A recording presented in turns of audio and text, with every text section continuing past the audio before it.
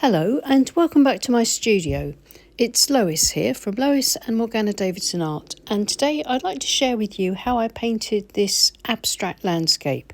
It's an atmospheric sort of semi-abstract landscape painted quite simply using the wet in wet technique, but using something slightly different to what I normally do. I had the idea to see what would happen if I used masking fluid first before creating this kind of landscape. And what I'm using here is a silicone brush. It's a little bit like a spatula, but it's a brush. This one's by C. White of Brighton. I bought it from eBay years ago, but I'm sure if you check the C. White website or most big art shops, you'll be able to find something similar.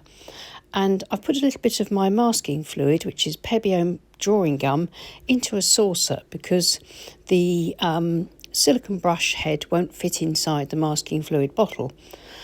And I'm going to just pick up a bit of the masking fluid and spread it across where I want a sort of snowy mountain range to be. Sorry, it's a bit blurry. The camera will focus in a moment. And also what's happened is there was a little bit of ink on that spatula and the masking fluid seemed to have dissolved it. I tried to wash it off, but it wouldn't come off with water. So there must be something in the masking fluid that has a slight solvent in it. But no matter, I'm sure it will just add to the texture. So I'm simply using the silicone brush to drag the masking fluid across the page and apply it in a very different way to the way that I would if I was using a brush, and just see what happens. It's similar to the way we apply paint using the card swipe method or using a palette knife to get that different application. And now I'm going to leave it to dry completely and then use some wet in wet washes and see what happens. I'm using Saunders Waterford hot press watercolour paper and it's taped to my board, and my board's an angle of about sort of 20 to 30 degrees. So I'm wetting my page all over and I'm dipping my 1.5 inch Mottler brush, my large wash brush, into a sort of mid-value of Windsor Violet. I'm just going to paint that over the masking fluid area. This is ultramarine, so I'm mixing into this. There's a little bit of the Windsor Violet still on the brush, so it's sort of a violet-y blue. And I'll start to bring down a sort of graduated, variegated wash across the sky area, and I'll bring that across into the land. Notice I'm using these horizontal brush strokes. This helps to keep the wash nice and flat, nice and even.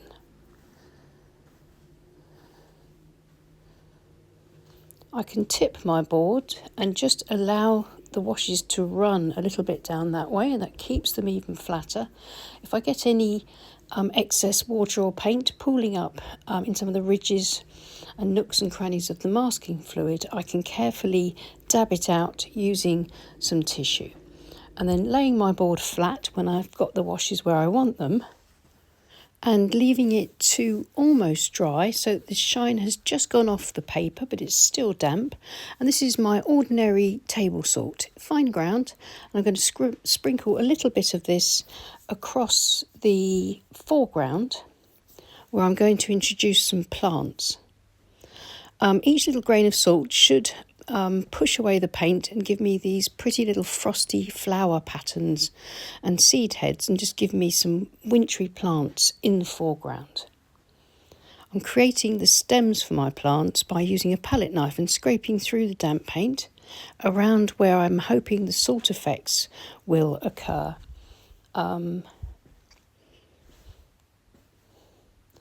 And just creating a tangle of branches, which I'll go into and paint a bit later, but I'm just laying the foundation for the foreground, bringing it up over my landscape.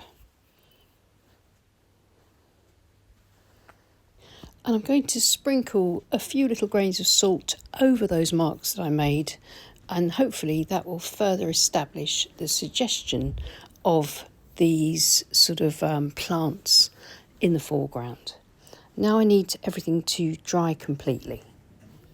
Now here's the dry wash. You can see I've got some nice salt effects which I'll show you, well they'll show up a little bit better once I've finished the painting. But for now I'm going to use my sword liner brush and dip into a mixture of sepia and indigo to just put some darker branches, grasses, seed heads and sort of these plants growing up across the foreground.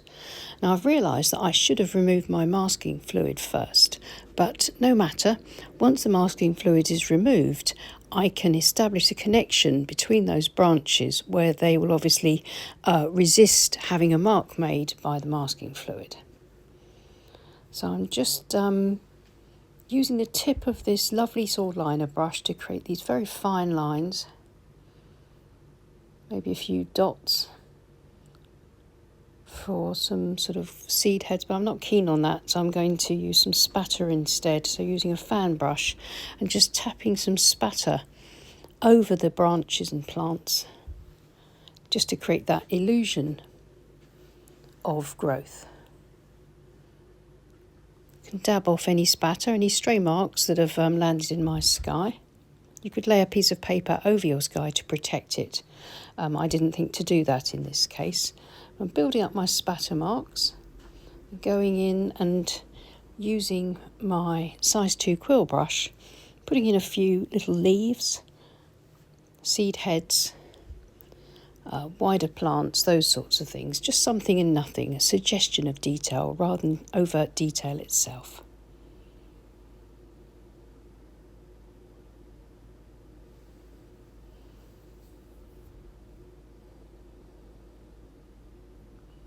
I can take my time with this part because I'm painting wet onto the dry painting, so I don't have to worry about the timing of the paper. So in essence, what I'm doing now with these darker marks is trying to tie together the marks that I made by scraping through the damp paint with the palette knife and the marks that were created by that little sprinkle of salt. I'm now going to go back to my silicone brush and I've dipped it into my indigo and sepia mix. I'm just dragging that across underneath the masking fluid just to establish a few shadows before I remove the masking fluid itself. And now with these darker values, I'm starting to see the scene come together. Once there are enough shadows established, then I will leave this to dry completely, and while it's drying, just a quick reminder that my book, Landscapes in Watercolor, Techniques and Tutorials for the Complete Beginner, is available to buy from all good bookstores. It's got 10 projects, lots of helpful tips and information for beginners and intermediates alike. If you're interested in taking a look, then please follow the link below. So back to the demo, everything's dry, so I'm just going to brush it with a clean dry brush, just in case there are any little salt crystals that didn't dissolve with the paint. And this is a decorator's glue eraser or remover or rubber cement pickup.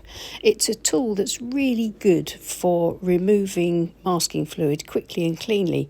If you don't have one, you can rub the masking fluid away with a clean dry finger, or you can use an ordinary eraser to do so. Now I'm going back into that mark left by the masking fluid with some darker paint just to break up that white area and to soften it back and to sort of blend everything into the painting, pushing it back into the background. I'm really pleased with the way that's looking, and now all that's left for me to do is to connect the plants in the foreground where I painted it over the masking fluid. So I'm just using the sword liner to connect the branches and the twigs and the grasses, adding a few extras here and there.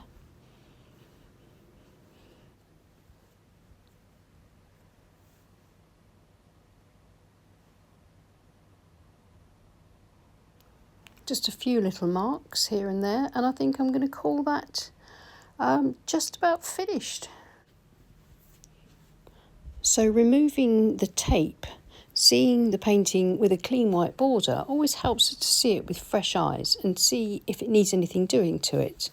And I think it just needs a last spatter of white gouache. using the fan brush, just to add that little sort of wintry feel to it.